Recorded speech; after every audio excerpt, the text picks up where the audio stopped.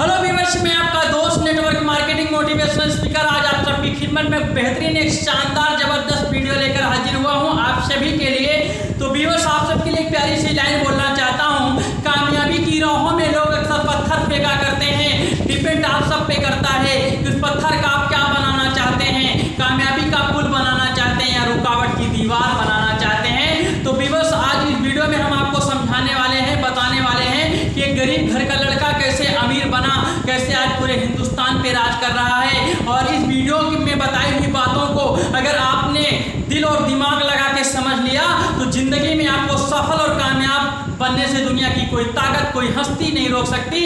हर गरीब इंसान कैसे अमीर बन सकता है, आज इस वीडियो में हम आपको बताते हैं। तो आज हम किसी और इंसान की बात नहीं, उसी इंसान की बात करने वाले हैं जिस इंसान को पूरा हिंदुस्तान नहीं, पूरा देश जानता है। उस इंसान का नाम है धीरू भाई अंबानी, जिनको कल कोई नहीं जानता था, आज पूरी दुनिया जानती है। और ये धीरू भाई अंबानी एक पेट्रोल पंप पे 300 रुपए की नौकरी किया करते थे और सुबह से शाम तक तेल नापते रहते थे। महीने के इन्हें 300 रुपए मिलता था। एक दिन उसी पेट्रोल पंप पे एक लग्जरी कार अचीवर जगुआर का मालिक जगुआर कार लेकर आता है और धीरू भाई अंबानी की नजर उस कार पर पड़ती है, उस इंसान पे पड़ती है। धीरू भाई अंबानी के दिमाग में एक विचार जाता है, आखिर ईश्वर ने, खुदा ने एक इंसान इसको भी बनाया है, आखिर ईश्वर ने, खुदा ने एक इंसान हमको भी बनाया है, आखिर ये अमीर कैसा है, आखिर मैं गरीब कैसा हूँ। ये क्यों का जवाब जब धीरू भाई अंबानी ढूंढने लगा तो इसको रहा नहीं गया और उस शख्सियत, उस इंसान जगुआर कार के मालिक से पूछ ही लेता है कि आखिर भाई साहब आप क्या करते हो जो इतनी मस्त लाइफ एंजॉय कर रहे हो, इतनी महंगी कार एंजॉय कर रहे हो, आखिर आप करते क्या हो। वो धीरू भाई अंबानी ने कुछ बोले, उनसे सवाल किया और उस इंसान ने कुछ जवाब ना देकर अपना कार्ड निकालता है, वो धीरू भाई अंबानी को थमा देता है। थमाने के बाद कहता है फला दिन को, फला तारीख को इस होटल में आइएगा और वहां देख लीजिएगा मैं क्या करता हूं और इतनी मस्त लाइफ कैसे एंजॉय करता हूं। और उस कार्ड को धीरू भाई अंबानी लेकर रख लेता है।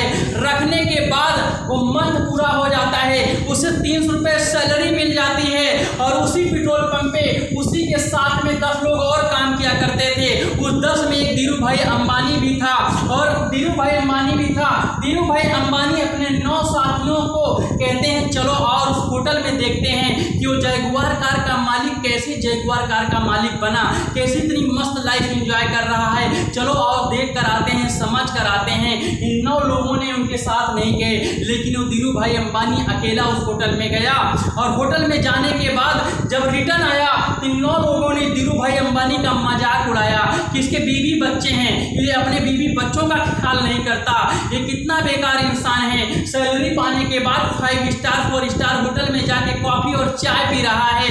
तो धीरू भाई अंबानी ने इन 9 लोगों को जवाब दिया, देख भाई उस 5 स्टार 4 स्टार होटल में मैं कॉफी और चाय पीने नहीं गया था, उस 5 स्टार 4 स्टार होटल में मैं अमीरों से मिलने गया था और ये जानने गया था आखिर वह कौन सा काम करके अमीर बना और अपने सपनों को पूरा कर रहा है, आखिर मैं कौन सा काम कर रहा हूँ जो मैं गरीब ही गरीब रह जा रहा हूँ। ये जानने, ये समझने, ये सुनने गया था, ये देखने गया था। तीनों ने धीरू भाई अंबानी से सवाल किया, आखिर आपने क्या सीखा, क्या जाना, हमें भी बताओ। तो धीरू भाई अंबानी ने कहा एग्जाम्पल के रूप में, जैसे हम 10 लोग हैं, इस पेट्रोल पंप पे नौकरी कर रहे हैं और ये पेट्रोल पंप का मालिक एसी कार से आता है, एसी ऑफिस में जाके बैठता है और मस्त लाइफ एंजॉय कर रहा है, काम नहीं करता है, हार्ड वर्क नहीं करता, स्मार्ट वर्क करता है और एंजॉय की लाइफ जी रहा है। और हम 10 लोग सुबह से शाम तक तेल नापते रहते हैं और 8 घंटे काम करते हैं, 8 घंटे की मतलब काम करते हैं और महीने की तनख्वाह 300 रुपये मिलती है। और हम 10 लोग अगर 8 घंटे काम करते हैं तो 8 दहम्मा 80 घंटा काम इस पेट्रोल पंप का मालिक का होता है और हम नौकरों का मात्र 8 घंटा काम होता है। तो हमें आपको 8 घंटे का पैसा मिलता है और उस एक ही दिन में उस मालिक को 80 घंटे का पैसा मिलता है। तो आप बताइए ये मालिक अमीर बनेगा कि हम नौकर अमीर बनेंगे। ये बात धीरू भाई अंबानी को समझ में आ गया, अमीर बनने का फार्मूला समझ में आ गया कि दुनिया में नौकरी करने वाला अमीर नहीं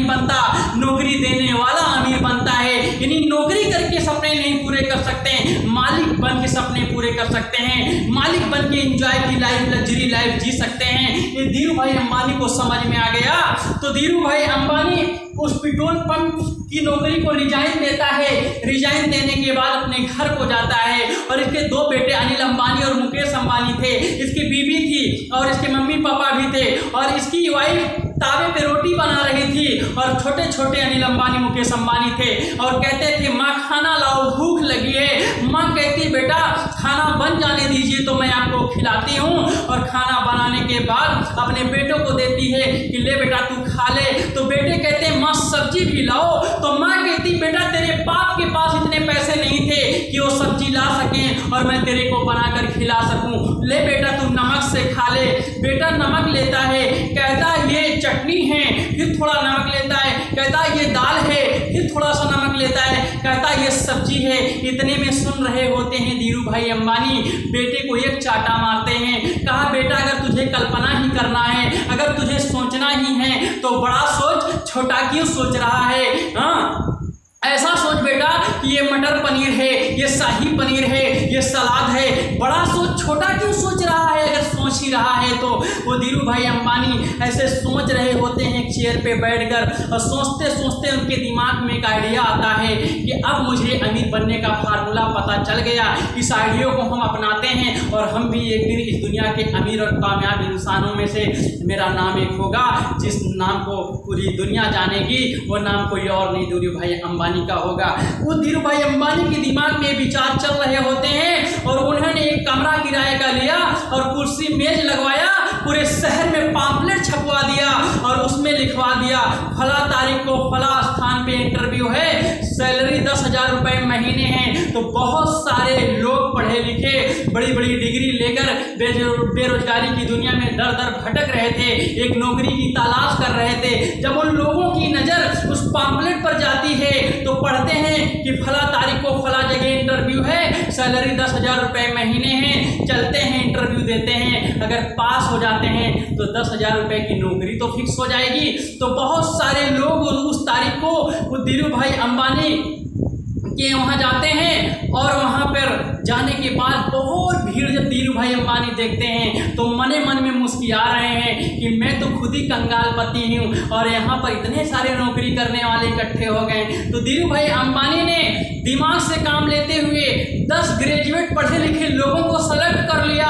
सेलेक्ट करने के बाद उन 10 से 2 शर्त रखी, कहा पूरा डॉक्यूमेंट देना पड़ेगा और 20-20 हज़ार रुपये देना पड़ेगा। उन 10 लोगों ने कहा पैसा भी देना पड़ेगा, कहा जल्दी बताओ नहीं तेरे को रिजेक्ट, अगले को सेलेक्ट, यहाँ नौकरों की कमी नहीं है। वो उन 10 ने कहा अगर हम 20,000 नहीं देंगे तो हमारे जैसे बहुत सारे नौकरी करने वाले यहाँ पर आए हुए हैं और वो 20,000 देकर उस नौकरी में सेलेक्ट हो जाएंगे और फिर हम बेरोजगार टहलेंगे। चलो टहलने से अच्छा है 20,000 दे देते हैं, कम से कम 10,000 रुपये की नौकरी फिक्स हो जाएगी, हम बेरोजगारी से तो बेहतर होगा, एक रोजगार मिल जाएगा। जब वो हामी भर लेते हैं तो बचे हुए लोगों के धीरू भाई अंबानी कहता है कि सीटें फुल हो चुकी हैं, अगली वैकेंसी आएगी तो मैं फिर आपको बताऊंगा, फिर जानकारी दूंगा, तो आप लोग आइएगा। और लोग चले जाते हैं। तो मैं आप सबसे भी बस जानना चाहता हूं, लोग नौकरी करने के बाद तनख्वाह लेते हैं कि पहले लेते हैं? बाद में लेते हैं, मंथ पूरा होने के बाद लेते हैं। तब धीरू भाई अंबानी के यहाँ जब ये 10 लोग आ जाते हैं नौकरी करने के लिए और ये 10 लोग जब 20-20 हज़ार रुपए देते हैं तो धीरू भाई अंबानी के पास 2 लाख इकट्ठा हो जाता है। कितना हो जाता है? 2 लाख इकट्ठा हो जाता है। और ये 2 लाख का धीरू भाई अंबानी जाता है, सामान लाता है, इन्हीं 10 से बनवाता है, मार्केट में उतारता है, बिक्री बढ़ती है, मांग बढ़ती है। ये धीरू भाई अंबानी कहीं नहीं जाता है, इन्हीं 10 से कहता है तेरे भी दोस्त यार होंगे, रिश्तेदार होंगे, नौकरी करना चाहते हैं, पैसा कमाना चाहते हैं, जाओ उनको लाओ नौकरी दो, जितना मैं आपको देता हूँ उतना उनको भी दूंगा, जितना आपसे लिया हूँ उतना उनसे भी लूँगा। तो ये 10 लोग जाते हैं, अपने 2-2 लोगों को लाते हैं और 20 लोग नए आ जाते हैं। जब 20 लोग नए आ जाते हैं, 20-20 हज़ार रुपये देते हैं तो धीरू भाई अंबानी के पास 4 लाख और इकट्ठा हो जाता है। जब 4 लाख और इकट्ठा हो जाता है, 2 लाख पहले का 4 लाख है, इनके पास 6 लाख हो जाता है और 6 लाख में से इन 10 लोगों का मंथ पूरा हो जाता है और 1 लाख निकाल कर सैलरी दे देता है। तो ये धीरू भाई अंबानी के पास 5 लाख बचता है और 5 लाख का धीरू भाई अंबानी फिर सामान लाता है, फिर इन्हीं 30 से बनवाता है, फिर मार्केट में उतारता है, बिक्री बढ़ती है, मांग बढ़ती है, कहीं नहीं जाता है। इन्हीं 20 से कहता है तेरे भी दोस्त यार होंगे, रिश्तेदार होंगे, नौकरी करना चाहते हैं, पैसा कमाना चाहते हैं, जाओ अपने लोगों को लाओ, नौकरी दो, जितना मैं आपको देता हूँ उतना उनको भी दूंगा, जितना आपसे लिया हूँ उतना उनसे भी लूंगा। ये 20 लोग जाते हैं, अपने दो को लाते हैं, 40 लोग नए आते हैं और 40 लोग जब 20-20 हजार रुपए देते हैं तो इनके पास 8 लाख रुपए और आ जाता है। जब 8 लाख आ जाता है, 5 लाख पहले का था, 8 लाख है, 8-5 13 लाख रुपए इनके पास इकट्ठा होता है। तब तक इन 30 लोगों का मंथ पूरा हो जाता है और धीरू भाई अंबानी 3 लाख रुपए निकाल कर सैलरी दे देता है। तो इनके पास बचता है 10 लाख रुपए और 10 लाख का फिर जाता है, धीरू भाई अंबानी सामान लाता है और इन्हीं 70 लोगों से बनवाता है, मार्केट में उतारता है, बिक्री बढ़ती है, मांग बढ़ती है, तो कहीं नहीं जाता। इन्हीं 40 से कहता है तेरे भी दोस्त यार होंगे, रिश्तेदार होंगे, नौकरी करना चाहते हैं, पैसा कमाना चाहते हैं, जाओ उनको लाओ, नौकरी दो, जितना मैं आपको देता हूँ उतना उनको भी दूंगा, जितना आपसे लिया हूँ उतना उनसे भी लूंगा। और ये 40 जाते अपने दो को लाते हैं तो यहाँ पर 80 लोग और आ जाते हैं। जब 80 लोग आते हैं, 20-20 हजार रुपए धीरू भाई अंबानी को देते हैं तो यहाँ पर इसके पास 16 लाख और इकट्ठा हो जाता है। 16 लाख और आ जाता है तो 10 लाख पहले बचा हुआ था और 16 लाख ये होता है। और जब 16 लाख ये हो गया, जब 16 लाख ये हो जाता है तो 16 लाख ये हो जाता है, 10 लाख पहले का 26 लाख हो जाता है।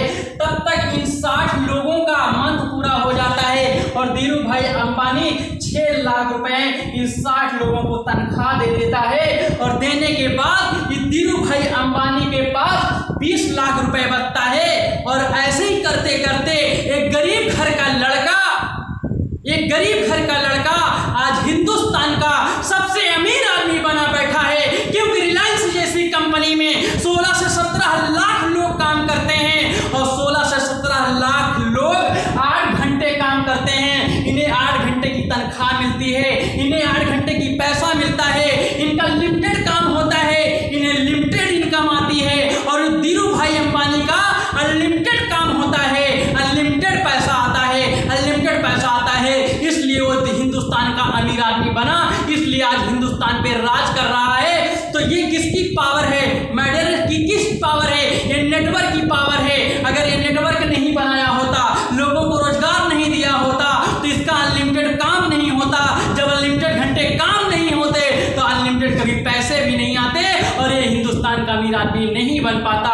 तो ये पावर आप नेटवर्क का है और नेटवर्क की पावर क्या होती है मैं आपको बताने वाला हूँ। आप लोग भली भांति बाबा रामदेव को जानते हैं। बाबा रामदेव उत्तराखंड की वादियों में साइकिल से मंजन बेचा करता था और अपने गुरु की साइकिल चुराकर घर घर मंजन बेचता था और बेचने के बाद 2 भक्त बनाया और भक्त बनाने के बाद उन दोनों से कहता है जाओ 2 को लाओ, भक्त बनाओ। 2 जाते हैं, 4 को लाते हैं, भक्त हो जाते हैं। 4 जाते हैं, 8 को लाते हैं, भक्त हो जाते हैं। 8 जाते हैं, 16 को लाते हैं, भक्त हो जाते हैं। 16 जाते हैं, 32 को लाते हैं, भक्त हो जाते हैं। 32 जाते हैं, 64 को लाते हैं, भक्त हो जाते हैं। 64 जाते हैं, 128 को लाते हैं, भक्त हो जाते हैं। 128 जाते हैं, 256 को लाते हैं, भक्त हो जाते हैं। 256 जाते हैं, 512 को लाते हैं, भक्त हो जाते हैं। 512 जाते हैं, 1024 को लाते हैं, भक्त हो जाते हैं। 1024 जाते हैं, 2048 को लाते हैं, भक्त हो जाते हैं। 2048 जाते हैं, 4096 को लाते हैं, भक्त हो जाते हैं। ऐसे करते करते बाबा रामदेव के पास 1 करोड़ भक्त हो गए।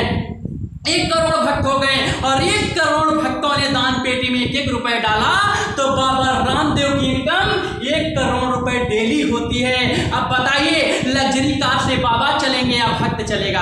बाबा चलेगा। अच्छी से अच्छी स्कूलों में बाबा के बच्चे पढ़ेंगे, भक्तों के बाबा के बच्चे पढ़ेंगे। नाम बाबा का बढ़ेगा कि भक्तों का? नाम बाबा का होगा और पूरी दुनिया बाबा को जानेगी। ये पावर ऑफ नेटवर्किंग है और नेटवर्किंग की पावर से ये बाबा रामदेव को आज पूरी दुनिया जानती है। ये पूरी दुनिया जानती है। ये नेटवर्किंग की पावर से ये धीरू भाई अंबानी को आज पूरी दुनिया जानती है। तो आप सबको मैं नेटवर्क की पावर बताना चाहता हूं कि लोग नेटवर्क में काम करके अपने